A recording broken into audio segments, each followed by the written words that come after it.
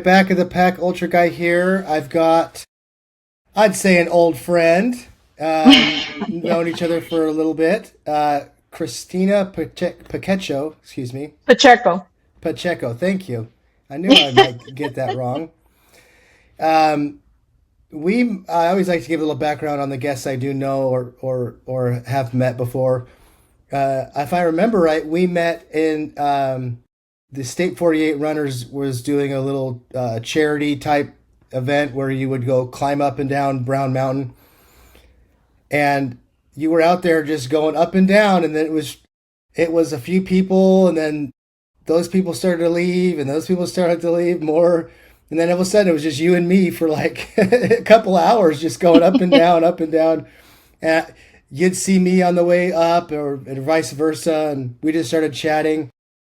But Christina's always impressed me, and I'll let you, finish out the introduction. But I just wanted to say, I've always been very impressed by you, um, because you're a little bit quiet, but you pack such a big punch. It's always like no one, people were up and down that mountain. You could hear them talking, and there was Christina just getting it done. And then, out of nowhere, all of a sudden, she is knocking out these big races, but she's not all over social media bragging about it or talking about her training. So it's always impressive that you're just really heads down and focused, but we'll get into that. So without further ado, Christina, I'll let you kind of introduce yourself and tell us, where you grew up, where you're from, how you found running, all that good stuff. Well, my name's Christina Pacheco, and I actually started running about 14 years ago. I've never really been an athlete where I did sports in high school. I actually never considered run that I would ever be running in my life. I did used to work out in the gym. I was a gym rat for about, I would say, a good 15 years. And then after that, life happened. I was married. I was married for about 22 years. I have two kids. Next thing I know is it's about me, and I started just doing stuff on my own. And, then life really happened. One of my parents passed away, and so um, I reconnected with a cousin, and my cousin decided to talk about his running, and I was just like, I didn't care. I have to be honest. I really didn't care. Um, and I just basically told him, like, that's just a waste of time. And, I just said everything under the sun. Like, I don't know. I mean, I couldn't understand or fathom the hours of running out in the desert or wherever. He's from California, so he'd be running out and just out. And he said, "Well, you're not really in shape either because you can't run." And I'm like, yeah, I go to the gym all the time. I should be able to run." And he's like, "Nah, go try it." And so I go, "Yeah, yeah, okay." So I kind of blew him off. A couple of weeks after, I decided, okay, I'm going to go for a run. I'm going to, prove him wrong. And no, he proved me right. I could not run. I couldn't run. I couldn't even run an eighth of a mile without being winded. And I was just, it just kind of blew my mind at that point that it's so different. It's so different from working out in the gym. And so I decided, well, you know what? I'm very stubborn. Everybody knows that about me. I'm going to see if I can, learn how to run. And it took me almost a whole year just to get 3 miles down. So it's been a work in progress. It's constantly just learning so much about the sport. Um, I think it's made me a better person.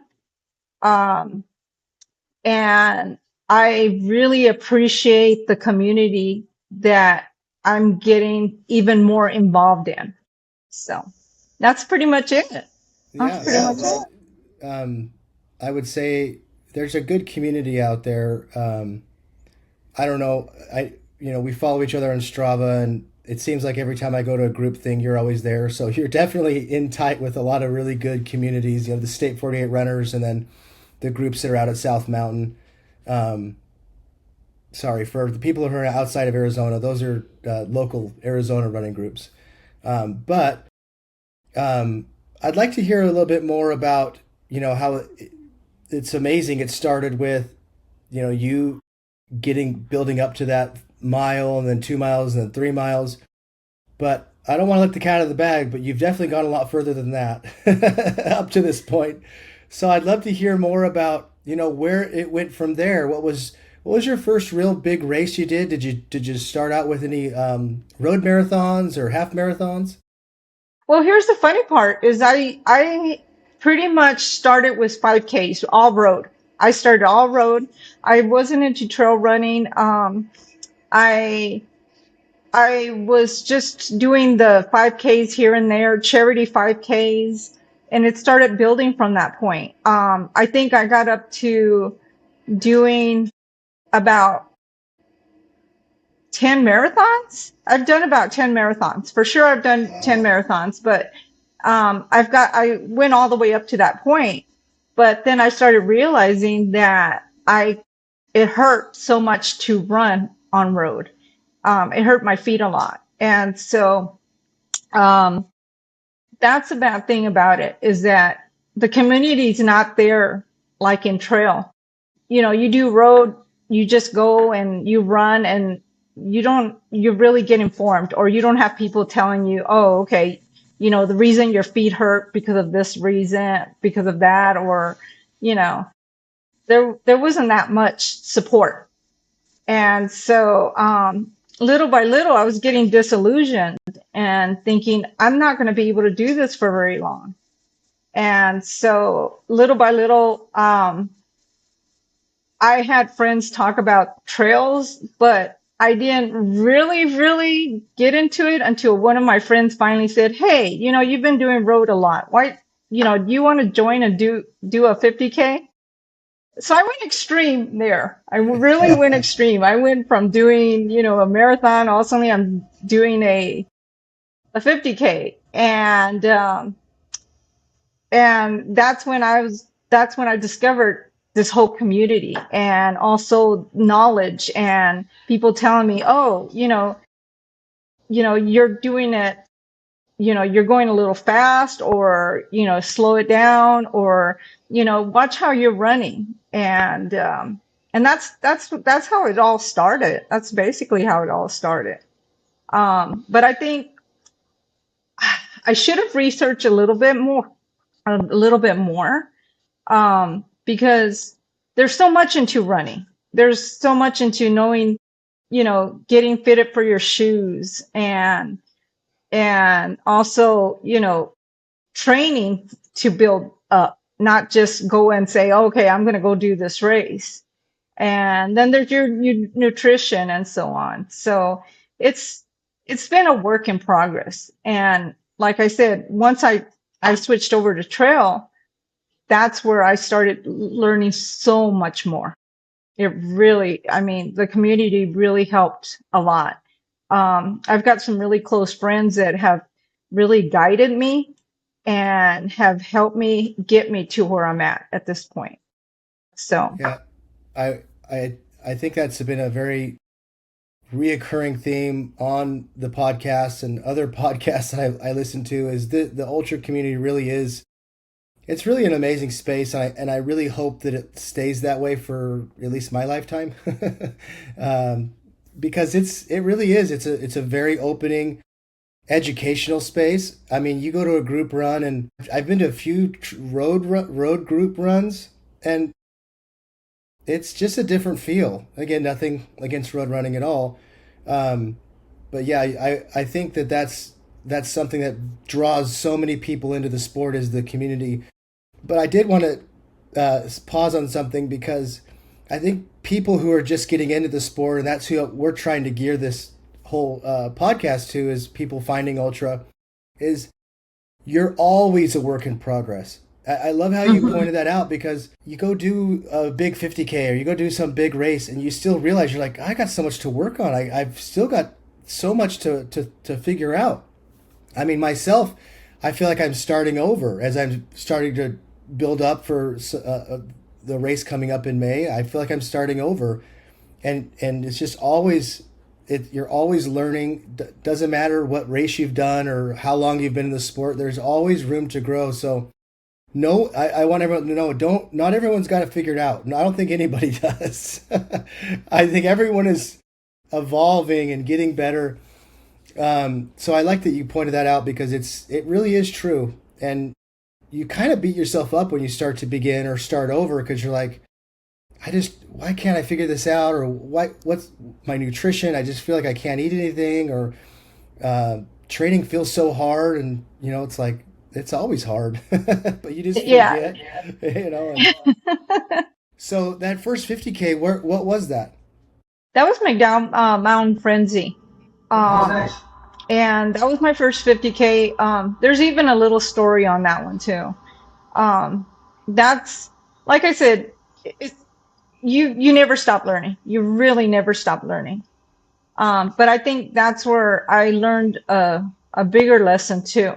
I just didn't know it at the time, but I did learn a big lesson. I got to a point, I got up to Dixie Mine. And if anybody's familiar with the race, that's one of the areas before you go up to Thompson Peak. And um, I wasn't in tune with my nutrition, so I was really down in the dumps. And so it started getting really hot. So I started just, taking off some layers and so on. And I sat on a rock and I started crying. I have to admit, I started crying because I'm like, what did I get myself into? You know? And I'm just sitting there thinking, going, well, I have to get back somehow.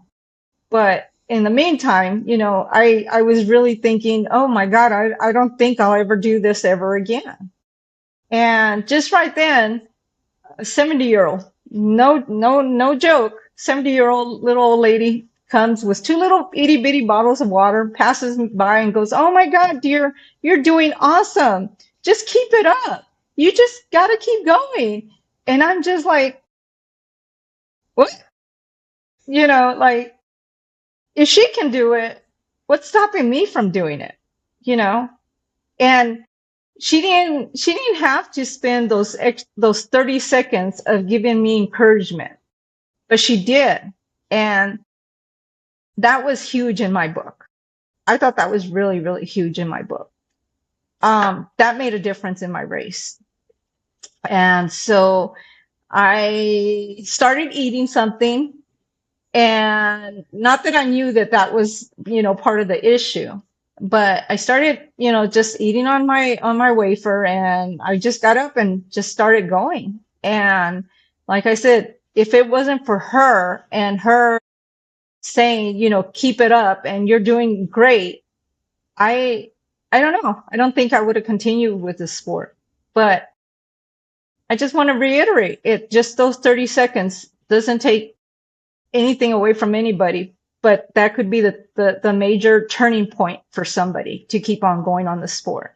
And that's what it was for me. That's so So, awesome.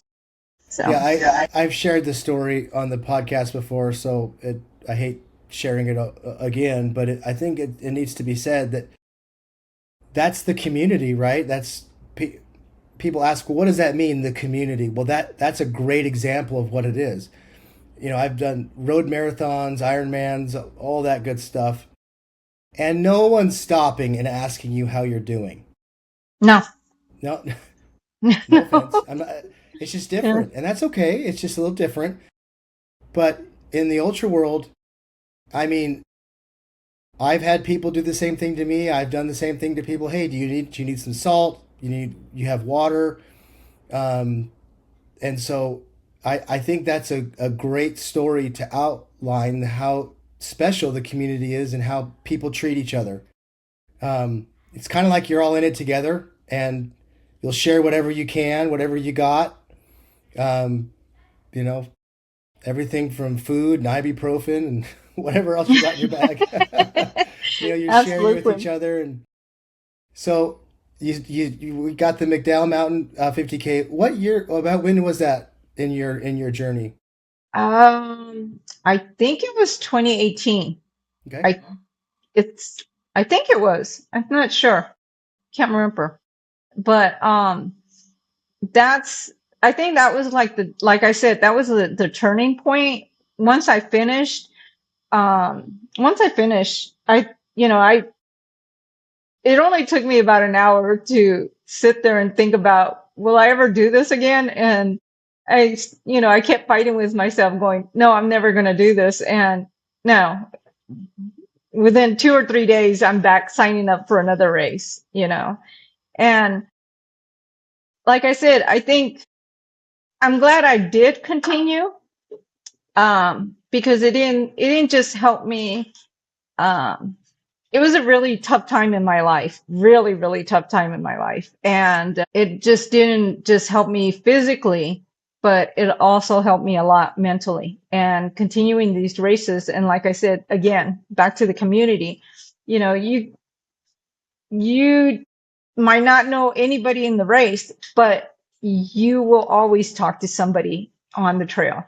And you don't have to talk about specifics, just sharing a few, words back and forth. That's a lot right there.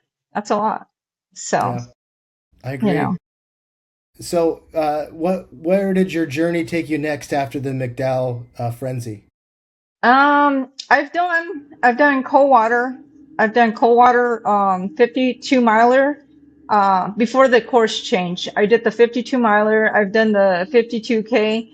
I've done Elephant Mountain, the 50K. I've done Zane Grey twice.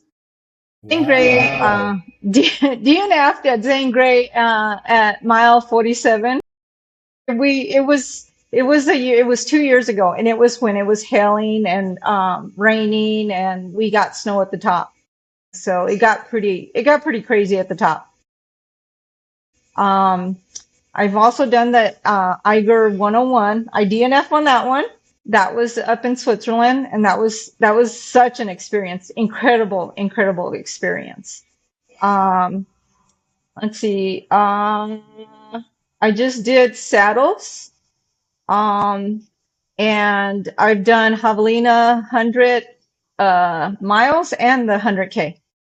So so I've done some races. I've done some races. I usually don't try to talk too much about them, just because I just never know how they're gonna go. I really don't know. I once in a while I talk about my training, and I'll, just what's the good word, bitch about how hot it is, but or how tough it is.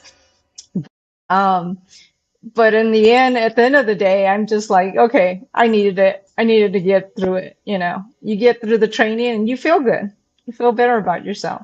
So, So, that's a very amazing pedigree. You've been around the block, I'd say, more than once, with all those different races. Um, the Javelina 100, that one is like the party. That one is huge. Everybody comes in, and this is such a big. It's so interesting because you compare that one to Coldwater, and Coldwater is. I always feel like it's like the long lost brother or sister to Javelina because it's I think it is. I feel like it. because there's nobody there. Yeah, I there mean, isn't. there's racers and crew and stuff, but you go to Javelina and it's just insane. And then you go to Coldwater and it's like, who's here? Yeah. But I kind of like that about Coldwater is it kind of goes under the radar. Um, but I'd love to dig into your story of saddles because that's the most recent one you've done. And um, I paced a friend, you both, Josh Locke. I'm sure you know him, and I paced him there. It looked like a really, really tough race. I'd love to hear more about it. It is a tough race. It is, because I hadn't done as much elevation. So it was a tough race in on that aspect. But for the atmosphere that Michael Versteeg brought in or he's created, um, has made it totally comfortable. It was so comfortable, and the course, I thought the course was amazing. It was really, I mean, I had so much fun running on different parts of it. Um, I think, like I said again, with the way his attitude of wanting to bring in experience, that helped me so much by not going in and being really nervous about it. I was anxious. I was very anxious, and it's just because it'd been 3 years since I've done a 100 miler. So going into saddles was like, oh God, what did I get myself into? Am I going to be able to finish? And it's all the normal, anxiety. And I also get anxious because I have people that are coming and pacing me, and I'm like, I don't want them to think I'm wasting their time. And and I know that's just me. That's just a mental me. But it no, once the race started, it was, oh my God, I had so much fun. I just had so much fun. Great. I met a bunch of great people. Um, the course, like I said again, the course was really smooth. I mean, there's it's technical in some parts, but I like the technical part. Um, and it did get hot, but I'm glad I did a lot of heat training for this. Mm. And the the funny thing about it, the really funny thing about this is that if anything could go wrong, it went wrong. It totally went wrong. But um, it never got out of hand. Like little crazy things happen. Like I forgot my bib at the start, but they were able to get my bib back, back to me. Um, my watch was only half. It wasn't all the way powered up all the way. Um, my phone was the same way. It was just weird. It was such a weird thing because normally I go into races and I have everything all just ready to go. And this one was totally different, but it didn't put me in a panic either. I was really, really calm.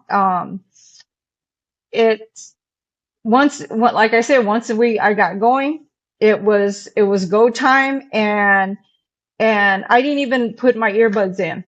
The whole entire race, I did not put my earbuds because I really wanted to be present for this race. And I do not regret that at all. I was present. I was able to see the scenery. I was able to run leisurely, um, and really, take advantage of the time being out there and really enjoy nature. So it was a wonderful experience. I'm already thinking about going back next year. So. Well, I'm glad to hear that because it's always been on my list, kind of my that I've what one that I've been interested in doing. And Prescott's just beautiful, and the trails all up and through there are just amazing. Um, Unfortunately, I was pacing him at night, so I didn't see all the scenery. But I have done the Whiskey Basin before, and so the Prescott area, and I know some of the Saddles course takes in part of that course as well. So it's a it really is a beautiful area. But I like how you said that you described it as an amazing race, but you also said that all those things went wrong, and I think sometimes we allow those little things to just destroy the day, and we Mhm. just are so focused on the watch or the whatever, the phone, you know the bib. Oh, I didn't tie my shoes right the way I always tie, or whatever, right? We have these little things that we're just so focused on. And I like that you didn't allow that to ruin your race. You had this attitude of overcoming those things and focusing on the good, and what was to be had that day versus what you were lacking. Absolutely. You have to. I really believe that you shouldn't allow something, they're not minor. They're not minor things. They're things that, that it's good to have your, your watch and, have your phone, especially your phone, especially for safety purposes. But, but it can't be the defining moment for your race. It shouldn't be. Um, you should be able to go out there and experience it and fully enjoy it for what it is. Because it's not an opportunity that you get to do every single day. At least I don't. I mean, for me, it's, I plan my races, because it's, income wise, it's just me. And so everything falls on me. So I have to really plan and say, okay, I'm going to go do this race. And I really do want to enjoy it. Mm-hmm. And there's some races. I've had some really bad races. I mean, my friends can tell you that I've had some really bad races where, I have stomach issues or just clumsy, just not picking up my feet and running correctly and, or falls, whatever it may be. I've had those. I've had those.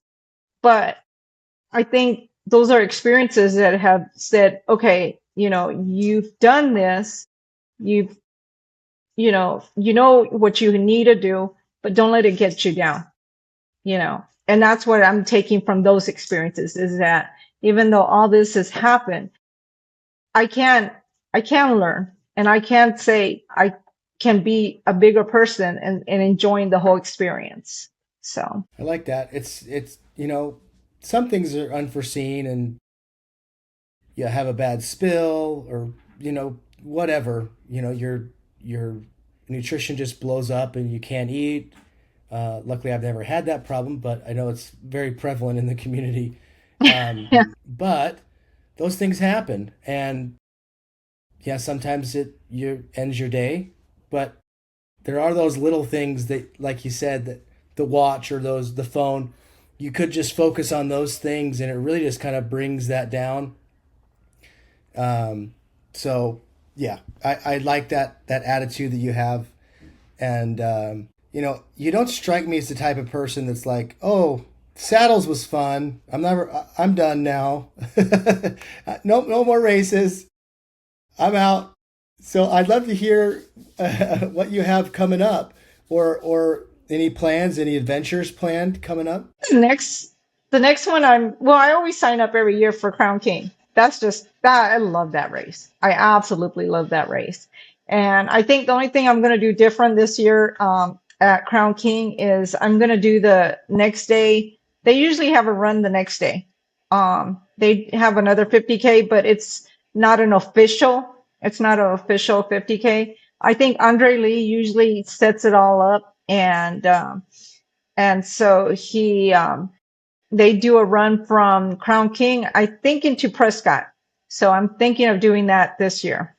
Awesome. I've said it for 3 years in a row that I'm going to do it. Well, I think this year, this year I'm going to officially do it. I'm going to jump into it.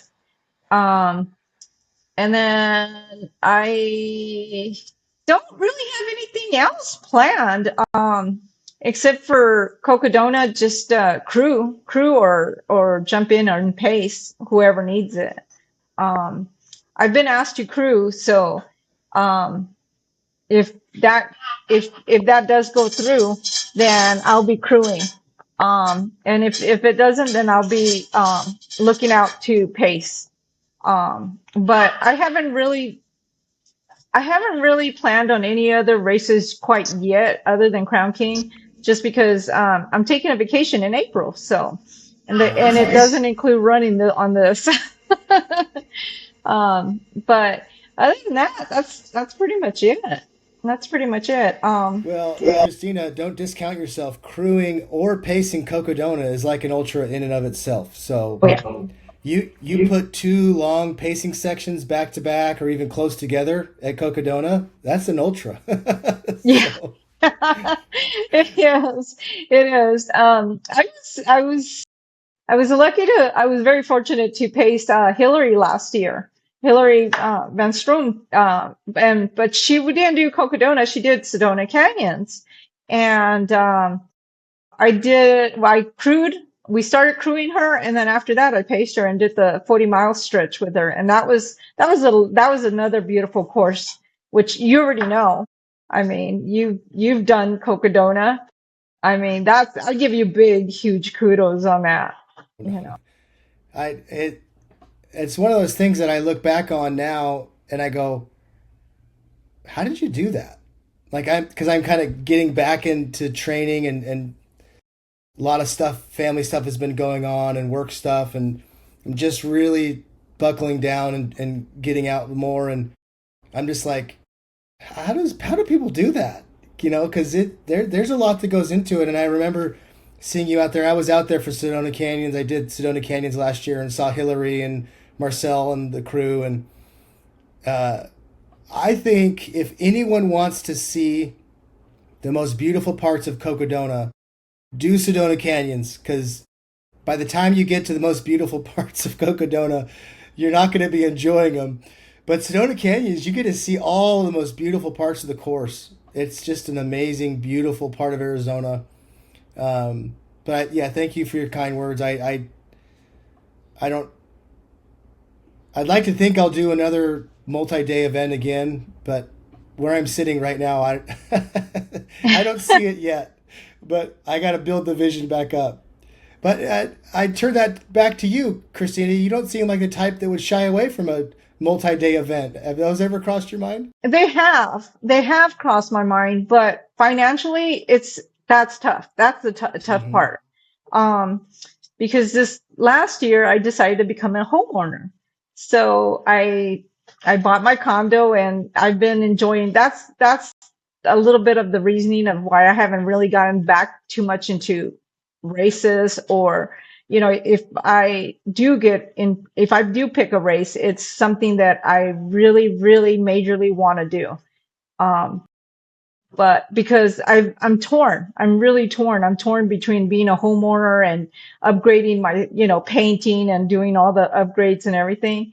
Um, but I also want to run, and so it's hard. It's hard. It's tough making that balance. It's really, really tough making the balance of keeping up your home, the training, and then on top of it, work. I Mm-hmm. do work a lot. I do a lot of overtime because I love to enjoy the running. So if I enjoy the running, I do the overtime, and that's where that's a tough balance. That's really, really a tough balance.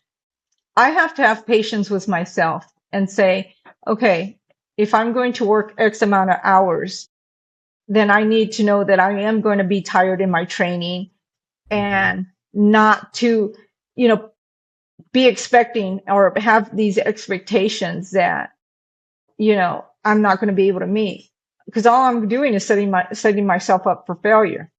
So I have to be patient with myself. When I do train, enjoy it and do the best what I can. And that's it and learn from it, Um, but it's been tough. It's been tough the last couple of years. It's been tough just because just trying to make that balance. It's always about making that balance. And like I said, like for you, you have kids, you have a whole family. It's a little different for me because it's just me. It's just me and my two fur babies. Um, so um, it's there's just days when I'm just like, okay, I just need to step back and just okay, stop, take a breather, and then just say, okay, reignite and say, okay, this is what I'm gonna do. You know. Yeah. Um, Well, I'm glad you brought that up because 100 miles, 100K, a multi-day event, these all require so much training. And you, for anyone that's new to the sport and listening, don't let that stop you. But listen to what Christina said because I think that's important to really realistically look at what it's going to look like. Hmm. Because, I mean, I think if you go back and like add up your Strava time for all the training for these bigger events, it's like a part time job. Yeah, it It's like is. It you're is. really are working a part time job, and that's okay. And there, it's so rewarding, and it's amazing. But like you said, and I think everyone should heed your counsel. Be realistic about it, right? And because when you don't, you really start to beat yourself up, and oh, I missed my training. I remember I had a check-in coach call with my coach, and I was telling him a few personal things going on, and he goes, "Just stop running for a while. Like, just stop. What? Yes. Just stop. If it's becoming such a trigger point for you, and it's so stressful, like, just stop. It's just Yeah. running. I'm like, oh, okay. Can I do this? And and it's been really beneficial for me. And I'm not saying everybody has to go on their own path, but you have to realistically look at your life and everything going on and balance all that training out. Because compared to work and, like you said, maintaining your home and all these other commitments you have, running is probably lower on the list than we make it out to be in our minds, with training and things like that. So I'm really glad you brought that up. Um, so if I do remember right, to kind of bring it back, I do think I have pictures of you at the finish line at Sedona Canyons. It with my Yes. like, Yeah. I do. I was gonna say I swore. Yeah, I yeah, was there. you were there. Yeah, I have all these pictures of my one of my daughters just hugging everybody, and they're like, oh hi, there you are." And in my mind I was thinking I could have sworn Christina was there, but yeah, I do Yeah. remember that. Um, well, Christina, this has been so much fun to connect, and it selfishly I do this because I really like to learn more about people and their journeys, and but I think it's so important to share these stories like yours where we're just normal people. We're trying to juggle all these things. We have real life happening.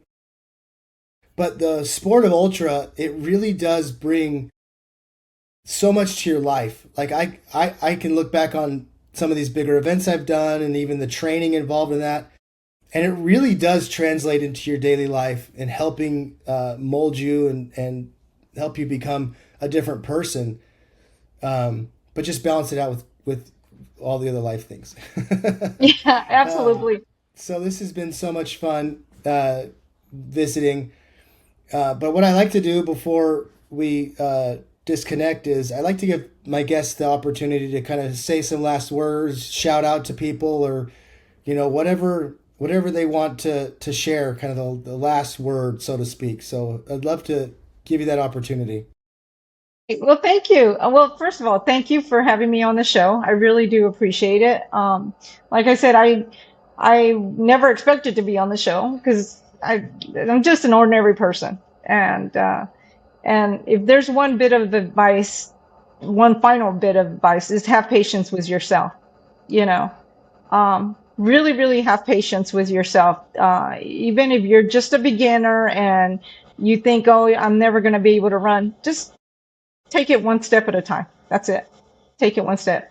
But I do have to give out a shout out, big, huge shout out to my daughter. She's been my, she's been my force. She inspires me. She motivates me. She's constantly being my cheerleader. And without her, I don't think I could have gotten as far as I could. Um, my son, big shout out to him and family and friends. There's a lot. There's so many. I just want to say thank you. Thank you for the encouragement. Thank you for either showing up or the calls, anything. All of that helps so much. So, and thank you again. Thank you for having this podcast because it helps the all the new people. And it also and it's not and I'm new. I don't care, even though I've been doing it for years. I'm still new because I'm always learning, and that's what it comes down to. So thank Well, you. I think we're gonna name this one "Be Patient with Yourself." I love that. That's a great way to wrap this up. But again, Christina, thank you so much. This has been so much fun to sit and visit. Um, but I'm sure we'll be seeing each other again. Oh yeah, absolutely. Absolutely. Well, thank you again and have a great night. Okay, you too. See ya.